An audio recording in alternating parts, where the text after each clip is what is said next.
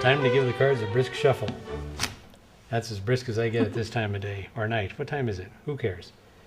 Let's take a look at these cards. I think I'm going to try and find the 4 aces in an astounding fashion. Watch. There's ace number 1, jumping right from the center of the pack. Where's the others? I'm glad you asked. The second one can be found just by giving him a cut once and twice.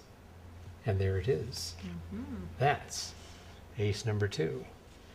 Ace number 3, all I have to do is give the cards just a little riffle, and 1 card jumps right out of the hand. And the last one. Well, let me see the last one. Is it here? Is it there? Did I do it? I didn't. Watch the cards closely. Just like that. The ace of spades.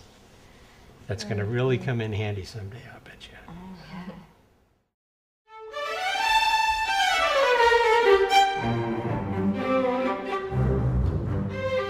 Here we have our explanation for the cutting of the aces.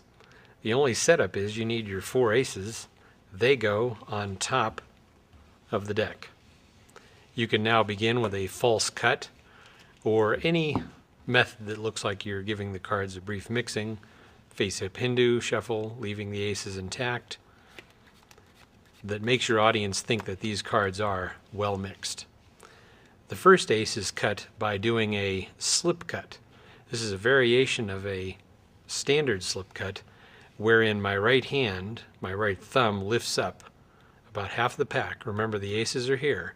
As this hand comes apart, my index finger of the left hand goes onto this card, and now as I sweep the packs apart, it's going to strip that card right off the top and end up kicking it out onto the table.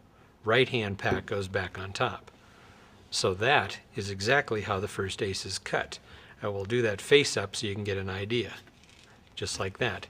Gives a distinct look as though it is kicked out of the center somehow as the cards are cut.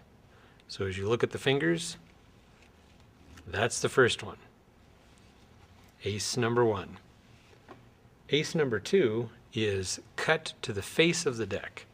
You can casually show the cards quickly as we're looking for the next ace. You are now going to do a tabled undercut of the top card, this ace, to the bottom of the pack. How you do this is in just a tabled cut, my left thumb lifts up on that card as the right hand takes about half the pack from below, sweeping it out to the right. It adds that on top of this pack, and because of that break, this ace right here goes to the face of this pack. I continue sweeping out, and the hand, right pack, goes on top. The deck is back to where it was. You have just achieved the fact of taking this ace from the top to the bottom. Once you have done that, like this, we're looking for that second ace. You cut and cut. I like to turn the cards over this direction. Notice how the faces come up to the audience first, as opposed to turning them over this direction. Although either one works, you have now revealed the next of the aces. For the third ace, it's always nice to maybe throw in a 3-way false cut or something in between. I am now going to palm the top card right off the pack, just like this. For details on that top palm, of course, look in that area of the slights. The top card is palmed off the pack. I now turn it over on top of my hand, keeping this face away from the audience. I give it a riffle, and now I snap that ace into view. So at full speed, I would palm the card off, and the ace makes its appearance. Remember the snap, these fingers curl around to the back and snap it out into view. One variation on this, of course, is you could, once you've palmed the card, you could bring it over the top of your hand and allow it to drop as though it has passed through your hand, and there is the third ace. Now for the fourth ace, I'm going to visibly cut it from the face of the pack.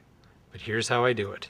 Since the ace is at the back of the pack, and of course there are cards below that ace, I'm going to do the same double undercut as before, where one card, but in this case 2 cards, go from the top to the bottom. In fact, you could begin, there's no ace there.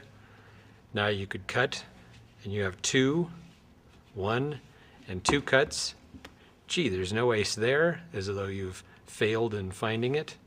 So now you turn the pack face up, and now you're actually going to do a true slip cut. And my version of the slip cut is as follows. Remember, the ace, of course, will be in this position. I only want 1 card on top of that ace.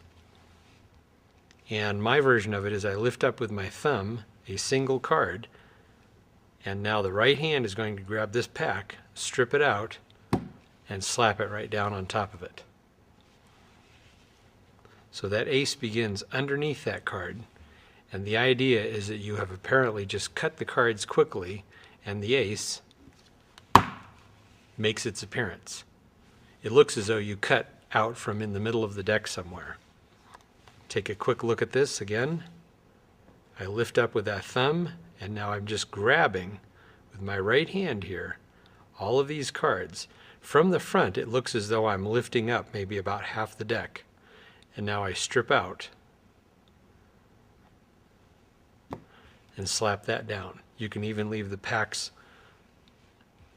separated like this and then square them, tossing that last card out onto the table, and there you have your 4 aces.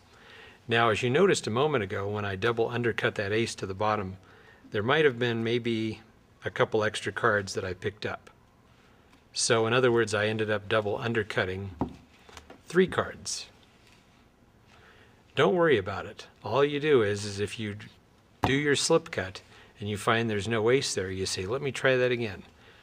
And try it a second time, and odds are your ace will be right there. So always remember, keep your cool, no need to panic, just forge on, and your mystery will be complete. Cutting the aces.